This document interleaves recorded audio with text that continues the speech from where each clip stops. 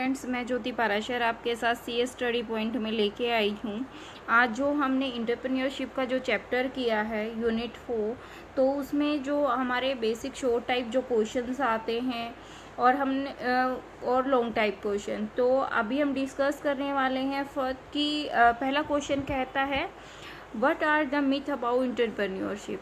ठीक है, इंटरप्रेन्योरशिप के बारे में मिथ क्या है लोगों को, तो आपको वो दो एक्सप्लेन करने हैं। क्या करने हैं? 2 टाइप्स एक्सप्लेन करें। यू नो दैट कि some peoples every time he saying कि that is not be the burn in the psycho, जो साइकोलॉजी बनी हुई है ना लोगों की, वो क्या है कि आपके जीन में नहीं है, मतलब आपके किसी पूर्वजों ने वो काम नहीं किया तो आप भी वो काम नहीं कर सकते।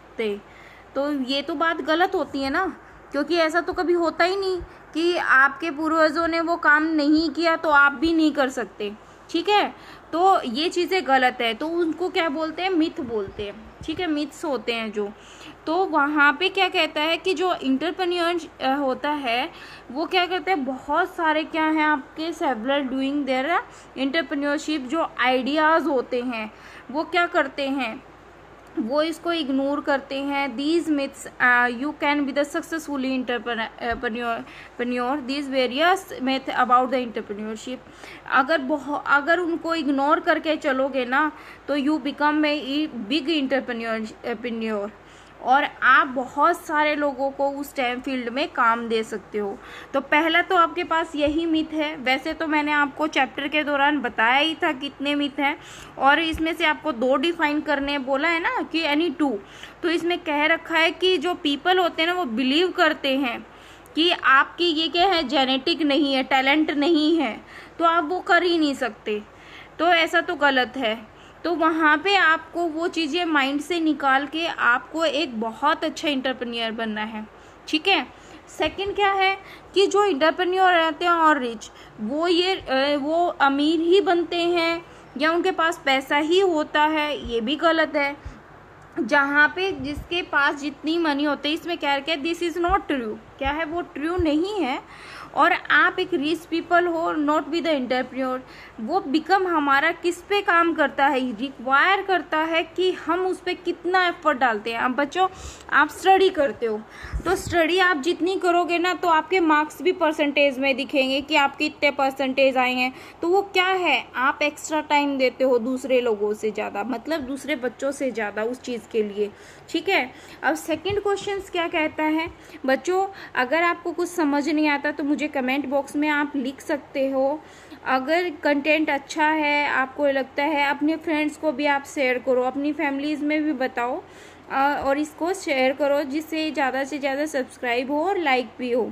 ठीक है, अब नेक्स्ट क्वेश्चन में चलते हैं। What do you mean by business. अब बिजनेस क्या है? बिजनेस आप एक ऑर्गेनाइजेशन में जब आपने क्या किया, स्टार्ट किया, तो आपके पास क्या होने चाहिए, रिसोर्स भी होने चाहिए, इन कॉल्ड इनपुट, क्योंकि आप असेंबल करोगे और प्रोसेस करोगे, provide a good service called a output. को आप क्या मिलेगा, आपको एंड में आपको आउटपुट मिलेगा। तो कैसे करोगे आप? पीपल के पास जब बिजनेस एक्टिविटी क्या है, आप भी एक बिजनेसमैन होता है ना, तो लोगों से वो मार्केटिंग एरिया से पूछवाता है कि आप पूछ के आओ लोगों की नीड क्या है, नीड क्या है, ज़रूरत किसी काम में उसको क्या अच्छा चाहिए, तो वो क्या करेगा, तो वो अपने प्रोडक्ट में वही फीचर्स ऐड करके देगा जिससे लोग उस पर फेथ कर पाए। ठीक है, आपको पता ही होगा, अब जैसे फैमिलीज़ में शैम्पू यूज़ करते हैं, किसी को ये बालों की शाइनिंग के लिए फीचर्स ऐड है, किसी में डैंड्रफ की प्रॉब्लम्स रिजॉल्व की गई है, तो वो क्या है, वो आपके बेनिफिट के लिए उसमें कुछ ना कुछ ऐड करते रहते हैं। ठीक है, ये बात आई आपको समझ में? नेक्स्ट क्वेश्चन की तरफ मूव करते हैं। तो ये कहता है कि डिफरेंस बताओ आपको इंटरप्रेन्योर और इंटरप्रेन्योरशिप। ये मैंने आपको जब बुक में से चैप्टर कराया था तब भी बताया था, फिर बता देती हूँ। जो इंटरप्रेन्योर है उसका एक विज़न है, रिकॉग्नाइज है, अपॉर्चुनिटी देता है, क्रिएट करता है, स्टेबलाइज करता है एक न्यू बिजनेस को। और एंटरप्रेन्योरशिप क्या करता है, entrepreneurship organise enterprises undertake a new business, मतलब पहले से कोई बिजनेस स्टार्ट है, उसी के अंदर कोई एक और बिजनेस या न्यू कोई ऐसा ऐड करना पार्ट जिससे वो क्या करे, उसको ग्रो कर पाए, ठीक है। और an entrepreneurship a people his visualisation particular business, उसको भी अपने बिजनेस के बारे में उसको विजुअलाइज होना चाहिए कि वो कैसे इस चीज़ को ग्रो कर सकता है, अच्छा कर सकता है। और एंटरप्रेन्योरशिप क्या करता है, means is a new organisation found to relevant job, उस बिजनेस में वो और भी ऑर्गेनाइजेशन में फाइंड आउट करता है। अभी देखो रिलायंस था पहले, रिलायंस, तो रिलायंस ने क्या किया, आपके पास रिलायंस ने पहले आपके पास, अब रिलायंस ने आपके ज्वेलरी शॉप खोल दिए हैं, पेट्रोल पंप्स खोल दिए हैं, तो वो क्या है, एक ऐसा एंटरप्रेन्योरशिप है कि उसमें कुछ ना कुछ ऐड करता जा रहा है, तो वो एंटरप्रेन्योरशिप के फीचर्स में आ जाता है। पहले तो उसने एक ही बिजनेस स्टार्ट किया था ना। अब नेक्स्ट बात करते हैं किसकी, थर्ड ऑप्शन की, entrepreneur is the individualist team which the identify opportunity and gathers and the necessary source create and the utility responsibility of the performance of organisation, वो उसकी रिस्पॉन्सिबिलिटी हो जाती है कि वो अपॉर्चुनिटी को आइडेंटिफाई करे, गैदरिंग करे अपने ग्रुप के ऑर्गेनाइजेशंस के लिए, और ऐसी चीज़ें रिसोर्स क्रिएट करे कि जिससे वो उसकी रिस्पॉन्सिबिलिटी बन जाती है कि वो बेटर परफॉर्मेंस ले पाए ऑर्गेनाइजेशन के लिए, ठीक है। एंटरप्रेन्योरशिप में क्या करेगा, वो क्रिएट करेगा value, bringing it together in unique package of resource exploit and opportunity, ठीक है। उसके लिए क्या करेगा कि वो एक ऐसी चीज़ ऐड कर देगा कि उससे एक अपॉर्चुनिटी और बढ़ जाएगी। अब नेक्स्ट क्या करता है, उसकी कैरेक्टरिस्टिक बतानी है हमें। अब कैरेक्टरिस्टिक क्या है, किसकी बतानी है, एंटरप्रेन्योरशिप की। इकोनॉमिक की बात होती है तो यहाँ पे एक ऐसी एक्टिविटी है इकोनॉमिक की, तो वो इन्वॉल्व करती है क्रिएट और operation of and the enterprise with a view of creating values और wealth and ensure the optimum utilisation of resource, कि वहाँ पे वो अगर किसी इकोनॉमिक में ऐसे ही फीचर्स में कोई चीज़ ऐड कर रही है, वहाँ पे वो ये देखता है कि मैं उसमें इन्वॉल्व कर रहा हूँ तो मुझे वहाँ पे कितना अर्निंग होगी, कितना रिस्क होगा, वो आइडेंटिफाई करके चलता है, ठीक है। यहाँ पे मैंने आपको बताया इनोवेशंस क्या है, ठीक है। इनोवेशन क्या है, जो कंटिन्यू रीच न्यू आइडिया जो करते हैं हम, वो क्या है, इनोवेशन है। इसमें क्या आते हैं, एंटरप्रेन्योर आते हैं, कंटिन्यूसली इवेलुएट करते रहते हैं न्यू मॉडल्स को, ठीक है। प्रॉफिट पोटेंशियल, कि जब भी उसने कोई काम स्टार्ट किया वो अपने न्यू बिजनेस में क्या करता है, वो ये देखता है कि मुझे कितना प्रॉफिट हो सकता है यहाँ पे, और उसको में रिस्क कितना है। रिस्क ब्रिंगिंग का मतलब क्या है, यहाँ पे ये willingness to be take a risk, उसके अंदर ये पोटेंशियल होनी चाहिए, अगर उसको लॉस भी हो जाए तो वो कैसे क्रिएट करेगा न्यू आइडिया के साथ, कि चलो इसमें तो हो गया, मैं न्यू आइडिया क्रिएट करता हूँ और दोबारा से ग्रो करते हैं। डिसीजन मेकिंग बच्चे, वहीं डिसीजन मेकिंग मैंने आपको पहले भी बताया है स्किल एम्प्लॉयमेंट में, कि आप में सेल्फ कॉन्फिडेंस होना चाहिए किसी चीज़ को लेके। आप राइट कर रहे हो, करेक्ट डिसीजन है, तो आप अप्रोप्रिएट टाइम पे वो डिसीजन को लो। मटेरियल स्किल, मैनेजरियल स्किल मतलब कि आपने कोई भी काम किया है, आप ऐसा बंदा हायर करो कि मैनेजर स्किल हो, कि अपने ग्रुप लीडिंग का काम कर सके, हर फील्ड को वो अच्छे से उसको चेक कर पाए, ठीक है।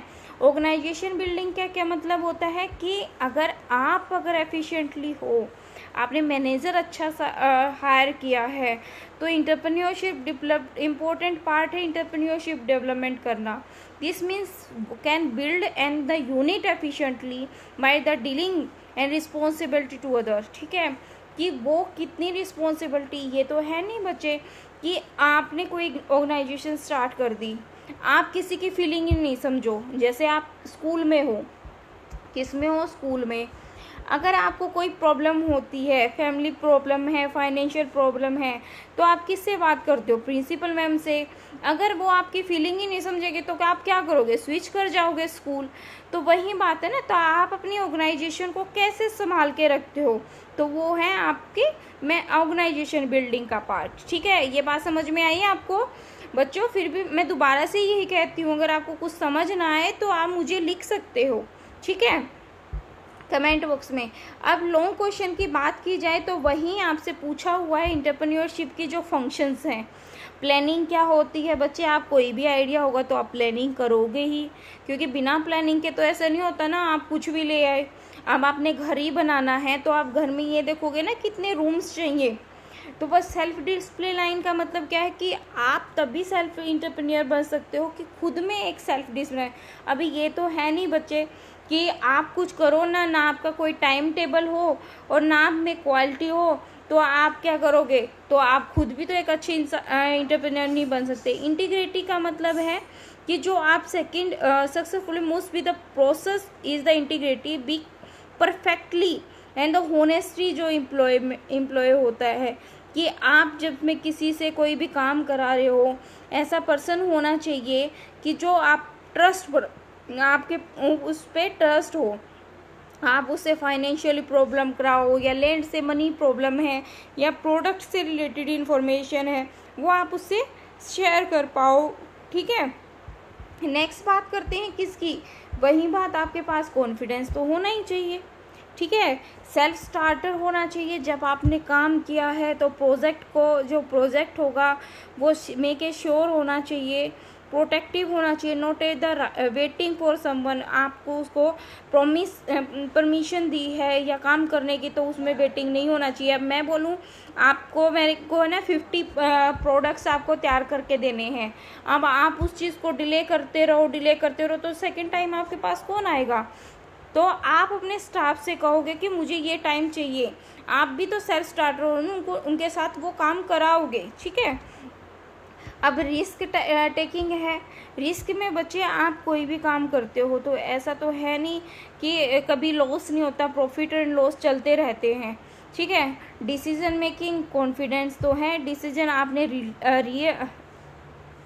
क्या है, टाइम टू टाइम आपको राइट टाइम पे सोल्यूशन जो शोइंग होता है तो वो क्विक डिसीजन लेना होना चाहिए, जिससे होनेस्टी और डिसीजन शुड नॉट टेकन कि आप क्या है कि ऐसे टाइम पे डिसीजन मत लो कि वो टाइम ही निकल जाए, ठीक है। आप कैसे आपकी कॉस्ट इंक्रीज होगी प्रोजेक्ट की, रिड्यूस द प्रॉफिट, रिड्यूस हो रहा है प्रॉफिट तो वो किस लिए हो रहा है तो आपको वो चेक करनी है, ठीक है। अब कम्युनिकेशन एबिलिटी। अब बच्चे आपकी कम्युनिकेशन एबिलिटी ऐसे होना चाहिए कि एक बंदा जब आपसे जुड़ा है तो वो बार बार आपके पास आए उस प्रोडक्ट के लिए कि आपसे हमें मिलके ऐसा लगा कि हम उससे बहुत कुछ सीख रहे हैं, आपके पास फेथ है। एम्प्लॉयमेंट सप्लायर्स हो गए और क्रेडिटर्स हो गए तो आप वहाँ पे एक सक्सेसफुली बिजनेस बना सकते हो। बिजनेस स्ट्रेटेजी होनी चाहिए आपके पास कि आप कोई बिजनेस कर रहा है तो मुझे इतने टाइम के लिए ये चीज़ें हैं। आप जैसे बच्चों क्रीम आती है, फैमिलीज़ में सबकी मम्मा और या सिस्टर यूज़ करते हैं ना, देखो आपकी समर्स की अलग आती है, विंटर्स की अलग आती है, तो वो क्या है, बिजनेस स्ट्रेटेजी है कि आप ये क्रीम लीजिए तो उसी अकॉर्डिंग आपको माइंड में रखना है कि मुझे ऐसा प्रोडक्ट बनाना है जिससे मेरी ग्रो भी हो और कस्टमर भी खुश हो। ह्यूमन रिलेशन, या आपको अगर आपके एम्प्लॉय के साथ अगर उनकी फैमिली से कोई भी प्रॉब्लम हो जाती है तो आपको रिलेशन ऐसे बना के चलना है जिससे आपके जो एम्प्लॉय हैं वो आपसे खुश हो और अच्छे से हर काम करें। समझ में आया ये बात? जो आपका सेकंड क्वेश्चन है, सेकंड क्वेश्चन कहता है कि आपके what myth about the entrepreneurship. वही बात है, आपके मिथ क्या है, मैंने आपको बुक में भी सारे कराए हैं। तो यहाँ पे मिथ दिए हुए हैं कि एंटरप्रेन्योरशिप रिच होना चाहिए, ये तो ज़रूरी नहीं है। Take a lot of money in business start होना चाहिए, ये भी ज़रूरी नहीं है। कई बार एक छोटा भी एक व्यक्ति जिसके पास 50 रुपये भी होते हैं ना बच्चों, वो वहाँ से भी बिजनेस स्टार्ट कर लेता है, बट उसके माइंड में उस 50 रुपये से लेके उसके माइंड में एक ऐसा आइडिया होना चाहिए कि वो उससे कैसे वर्क स्टार्ट करे। ठीक है, वो क्या कहलाता है? इनोवेशन कहलाता है।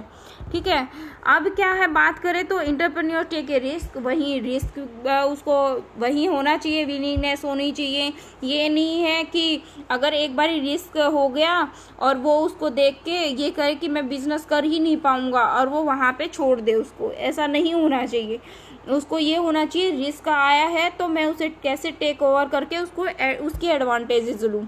ठीक है, एंटरप्रेन्योरशिप आर मनी ड्राइवन, ये तो है मनी ड्राइवन, ज़रूरी नहीं है। कुछ लोग इतना ही पैसा अर्न करते हैं कि more than sufficient for me and that the is I am happy. You know that कि सम पीपल्स आर डूइंग सुबह और मॉर्निंग की हमें टाइमली हमें खाना मिल जाए, हमें ऐसा इतना ही पैसा अर्न करना है। तो वही बात होती है, you will have your freedom. आपको जो ऐसी फ्रीडम के साथ काम करना है और उससे इतना सीखना है कि जब आप टाइमली जाओ ऑफिस में 8 PM 5 PM तक, अपने एम्प्लॉयज़ के साथ बिजनेस को ग्रो करो, उस वर्क को भी सीखो, बेसिक थिंकिंग सीखो अपने बिजनेस से रिलेटेड, वो कैसे ग्रो करेगा। ठीक है, अब ये कहता है कि all you need in any idea. ठीक है, हमेशा जब भी किसी इंसान से मिलो या किसी एम्प्लॉय से मिलो, उनसे कुछ सीखो, क्योंकि जब हमें आइडिया मिलते हैं ना तभी हम एंटरप्रेन्योर बनते हैं। किसी ने मेरे से कहा कि चलो एक बिज़नेस स्टार्ट करते हैं, वो कहता है कि यार मैं तो ये चीज़ करने वाला था, मेरे माइंड में ये थिंकिंग आई थी, तो उसके पास मनी नहीं है। अगर आप इतना एफर्ट कर सकते हो, थोड़े पास पैसे हैं, तो आप क्या करोगे, उसमें इन्वेस्ट कर दोगे। तो वहाँ पे हमें ना क्या मिला, हमें आइडिया मिला। तो हमारी जो पीपल्स की गैदरिंग होती है ना, तो वो करनी चाहिए लोगों से जहाँ पे ट्रस्टवर्दी होती है। और आपको स्पेशली हार्ड वर्किंग तो होना चाहिए। Without hard work you can not be achieve any object. You know, a student be just like you do not be the study in proper, you cannot be the good marks in last final time in years। ठीक है, तो वही बात है बच्चे, जब तक आप एफर्ट नहीं करोगे तो वहीं कहीं पे भी आप अच्छी ना तो एंटरप्रेन्योर बन सकते, ना अच्छे इंसान बन सकते। आज के लिए इतना ही। आपको कुछ प्रॉब्लम लगती है तो मुझसे आप शेयर कीजिए, मैं आपको दोबारा समझाऊंगी अगर कोई पॉइंट नहीं आया हो। और बच्चे, ये आपकी एजुकेशन से रिलेटेड नहीं है, इवन ये एंटरप्रेन्योर्स का जो चैप्टर है ये आपकी बेसिक लाइफ से भी है। क्योंकि जब भी आप कहीं पे भी कोई बिजनेस स्टार्ट करना चाहते हो, कुछ भी स्टार्ट करना चाहते हो, आपके माइंड में ये होना चाहिए, मैं ये कॉन्फिडेंस होना चाहिए, आई डू इट। ठीक है, और मैं सबसे बड़ी बात है, हमेशा अपने आप से पूछो हु आई एम, मैं कौन हूँ। क्योंकि आपको जब ये मतलब पता होगा ना कि मैं हूँ कौन, तो आप यू नो दैट कि much better for that in your life, कि आप बहुत अच्छा कर पाओगे अपनी लाइफ में। ठीक है बच्चों, मिलते हैं नेक्स्ट वीडियो में नेक्स्ट टॉपिक के साथ। आपकी जो एंटरप्रेन्योरशिप का चैप्टर है आज यहीं फिनिश होता है। Thank you.